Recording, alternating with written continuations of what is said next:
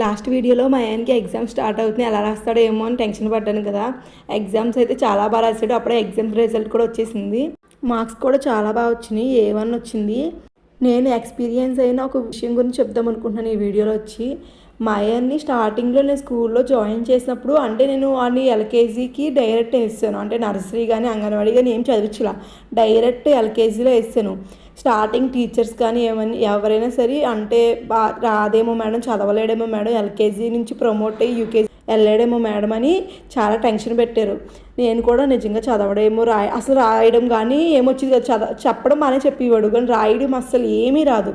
ఎలాగని చాలా అంటే చాలా భయపడ్డాను. స్టార్టింగ్లో అయితే B2 అలా వచ్చింది గ్రేడ్, కానీ లాస్ట్కి వచ్చేటప్పుడు చూసారా A1 గ్రేడ్ వచ్చింది. చాలా అంటే చాలా బాగా రాశాడు. ఎగ్జామ్స్ అలాగే బాగా చదువుతున్నాడని టీచర్ కూడా చెప్పింది. నేను చెప్పేది ఏంటంటే టీచర్స్ అలా చెప్పినప్పుడు నేను కొంచెం టెన్షన్ పడ్డాను. అనవసరంగా వేస్తానంటావా, వాడిని రుద్దేస్తారంటావా, అంటే వాడికి ప్రెజర్ పెట్టేస్తారంటావా చదవమని అని అనుకున్నాను. కానీ ఆ తర్వాత టీచర్తో కూడా చెప్పాను నేను, మేడం ప్రెజర్ చేయకండి, వాడు ఎంత చదివితే అంతే చదివించండి, పర్లేదు, నేను అడు కొంచెం అలవాటు పడతాడు, స్కూల్లోనే వేసాను, ఎల్కేజీ నుంచి ప్రమోట్ అవ్వకపోయినా సరే, కానీ వాడిని ప్రెజర్ చేయకండి మేడం చెప్పాను. అలాగే నేను ఇంట్లో కూడా నా అసలు ఏ ప్రెజర్ చేసేదాన్ని కాడు.